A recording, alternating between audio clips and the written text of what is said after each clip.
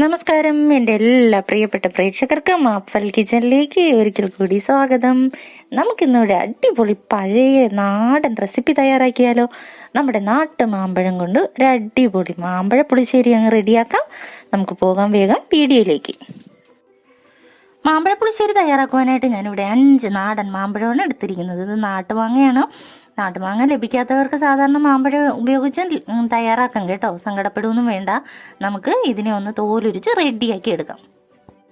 അങ്ങനെ നമ്മുടെ 5 മാമ്പഴം എല്ലാം തോലുരിച്ച് റെഡിയാക്കി എടുത്തിട്ടുണ്ട്. അതിനകത്തേക്ക് ഞാനൊരു 3 പച്ചമുളക് കീറിയത് ആഡ് ചെയ്ത് കൊടുക്കുവാണ്. ഇനി ഞാനൊരു 1/2 സ്പൂൺ ഉപ്പും കൂടി ഇതിൻ്റെ ഒപ്പം ചേർത്ത് കൊടുക്കുവാണ്. ഇനി ഇത് വേകാൻ പാകത്തിന് ഒരു 1/2 കപ്പ് വെള്ളം കൂടി ചേർത്ത് നമുക്ക് അടുപ്പത്ത് വെച്ച് നന്നായിട്ടൊന്ന് വേവിച്ചെടുക്കാം. മാമ്പഴം എല്ലാം വെന്ത് പാകമാകുന്ന ഈ ഒരു ടൈമിൽ ഒരു മിക്സിയുടെ ജാറിലേക്ക് 1/2 കപ്പ് തേങ്ങ ചേർത്ത് കൊടുക്കാം. ഒപ്പം തന്നെ ഒരു 4 ചെറിയ ഉള്ളിയും കൂടി നമുക്ക് ആഡ് ചെയ്ത് കൊടുക്കാം. ഇതിന്റെ കൂടെ ഞാനൊരു 3 ചെറിയ അല്ലി വെളുത്തുള്ളിയും കൂടി ചേർത്ത് കൊടുക്കുവാണ്. ഇനി നമുക്ക് വേണ്ടത് ഒരു 1/2 സ്പൂണോളം മഞ്ഞൾപ്പൊടിയാണ്. അതും കൂടി ആഡ് ചെയ്ത് ഇത് നമുക്ക് നന്നായിട്ടൊന്ന് അരച്ചെടുക്കാം. നമ്മുടെ മസാലയെല്ലാം ഈ ഒരു പാകത്തിന് ഞാൻ അരച്ചെടുത്തിട്ടുണ്ട്. ഇതിനകത്ത് ഞാൻ മുളക് പ്രത്യേകം ചേർത്തിട്ടില്ല, കാരണം ഒരു 3 പച്ചമുളക് നമ്മൾ മാമ്പഴം വേവിക്കാനായിട്ട് വെച്ചപ്പോൾ ചേർത്തിട്ടുണ്ട്. എരിവ് അഡീഷണൽ വേണമെന്നുള്ളവർക്ക് ഇതിൻ്റെ ഒപ്പം ഒരു പച്ചമുളകും കൂടി ചേർക്കാവുന്നതാണ്. ഇനി നമുക്ക് നമ്മുടെ മാമ്പഴം എന്തായെന്ന് നോക്കാം. നമ്മുടെ മാമ്പഴം എല്ലാം ഏകദേശം ഇവിടെ വെന്ത് പാകമായി കിട്ടിയിട്ടുണ്ട്. നമുക്കിനി മസാല അതിൻ്റെ ഒപ്പം ആഡ് ചെയ്യാം.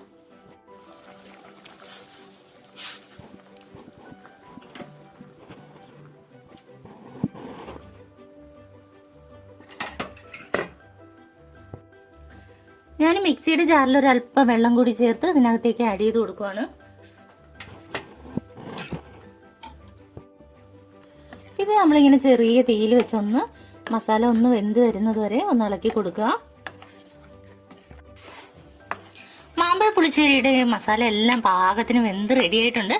ഇനി നമുക്ക് ഇതിനകത്തേക്ക് കുറച്ച് തൈരാണ് ആഡ് ചെയ്ത് കൊടുക്കേണ്ടത്.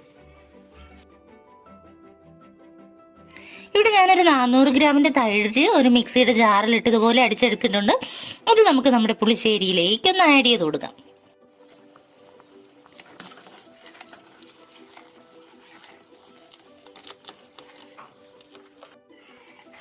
പുളിശ്ശേരിക്കകത്ത് തൈര് ഒഴിച്ചു കഴിഞ്ഞാൽ കൈയെടുക്കാതെ ഒന്ന് ചെറിയ തീയിൽ വെച്ച് ഇളക്കി കൊടുക്കുക. നന്നായിട്ടൊന്ന് ഇളക്കി കൊടുക്കേണ്ടതുണ്ട്. തീ അല്പം പോലും കൂട്ടരുത്, നമ്മുടെ തൈര് പിരിഞ്ഞു പോവും. അതുകൊണ്ട് നന്നായിട്ട് ഇങ്ങനെ തന്നെ ഒന്ന് ഇളക്കുക.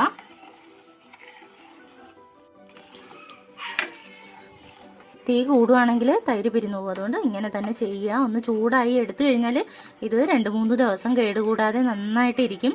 അപ്പോൾ അടിപൊളി ടേസ്റ്റിയായ മാമ്പഴ പുളിശ്ശേരിയാണ്. ഇതുപോലെ തയ്യാറാക്കി നോക്കുക. അല്ലാതെ മാമ്പഴം കിട്ടുവാണെങ്കിൽ നിങ്ങൾക്ക് റെഡിയാക്കി നോക്കാവുന്നതേ ഉള്ളൂ. ഈ വീഡിയോ ഇഷ്ടമായാൽ ലൈക്ക് ചെയ്യാനും ഷെയർ ചെയ്യാനും നല്ല കമൻസിലൂടെ പ്രോത്സാഹിപ്പിക്കാനും മറക്കരുത്. ഒപ്പം തന്നെ ചാനൽ ആദ്യമായിട്ട് കാണുന്നവർ ഒന്ന് സബ്സ്ക്രൈബ് ചെയ്യുക. കൂടെ തന്നെ ചെറിയ ബെൽ ബട്ടൺ അമർത്തി ഓൾ എനേബിൾ ചെയ്യാനും മറക്കരുത്. അപ്പം നമ്മുടെ മാമ്പഴ പുളിശ്ശേരി ടേസ്റ്റിയായ, നമ്മുടെ എമ്മിയായ, വളരെ രുചികരമായ മാമ്പഴ പുളിശ്ശേരി ഇവിടെ റെഡിയാണ്. ഇനി നമുക്ക് ഇതിന് പ്രധാനമായിട്ടും ചേർക്കേണ്ടത് ഒരു വറുവലാണ്. അടിപൊളി ടേസ്റ്റി ആയിട്ടുള്ള ഒരു വറുവൽ തയ്യാറാക്കാം. അപ്പൊ കടുതാളിക്കാനായിട്ട് നമ്മുടെ കുഞ്ഞൻ ചീനിച്ചട്ടി ഞാൻ അടുപ്പത്തേക്ക് വെച്ചിട്ടുണ്ട്. അതിനകത്തേക്ക് കുറച്ച് വെളിച്ചെണ്ണയാണ് ഞാൻ ഉപയോഗിക്കുന്നത്. നാടൻ വെളിച്ചെണ്ണ നമുക്ക് ഉപയോഗിക്കുന്നതാണ് ഏറ്റവും നല്ലത്. കാരണം നമ്മുടെ മാമ്പഴ പുളിശ്ശേരി എന്ന് പറയുന്നത് നമ്മുടെ മുത്തശ്ശിമാരൊക്കെ കണ്ടുപിടിച്ച് വെച്ചേക്കുന്ന അടിപൊളി ടേസ്റ്റിയായ നാടൻ വിഭവമല്ലേ. അപ്പൊ അതിനാവശ്യമായ വെളിച്ചെണ്ണ തന്നെ ഉപയോഗിച്ച് ചെയ്യുന്നതായിരിക്കും ഏറ്റവും ബെറ്റർ. വെളിച്ചെണ്ണ ഒഴിച്ചു കൊടുക്കാം. ഇനി ലേശം കടുക് ആഡ് ചെയ്യാം. കുറച്ച് കറിവേപ്പില ചേർത്ത് കൊടുക്കാം. ഒപ്പം തന്നെ ഒരു 2-3 വറ്റൽമുളകും കൂടി ആഡ് ചെയ്ത് കൊടുക്കാം.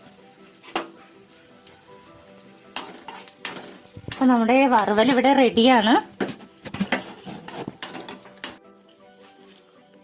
ഇനി നമുക്കിത് നമ്മുടെ പുളിശ്ശേരിയിലേക്ക് ഒന്ന് ആഡ് ചെയ്ത് കൊടുക്കാം. അങ്ങനെ നമ്മുടെ കിടിലൻ ടേസ്റ്റിയായ, നാവിൽ കൊതിയൂറുന്ന നമ്മുടെ മാമ്പഴ പുളിശ്ശേരി ഇവിടെ റെഡിയായി കഴിഞ്ഞു. ഇത് കൂട്ടി ചോറുണ്ണാനേ വേറെ കറിയൊന്നും വേണ്ട. തീർച്ചയായും നിങ്ങൾ തയ്യാറാക്കി നോക്കുക. നാടൻ മാമ്പഴം കിട്ടിയില്ലെങ്കിൽ കിട്ടുന്ന മാമ്പഴം വെച്ച് ഇച്ചിരി ഒന്ന് റെഡിയാക്കി നോക്കിയിട്ട് കമൻസിലൂടെ കാര്യങ്ങളൊക്കെ അറിയിക്കണം കേട്ടോ. Thanks for watching.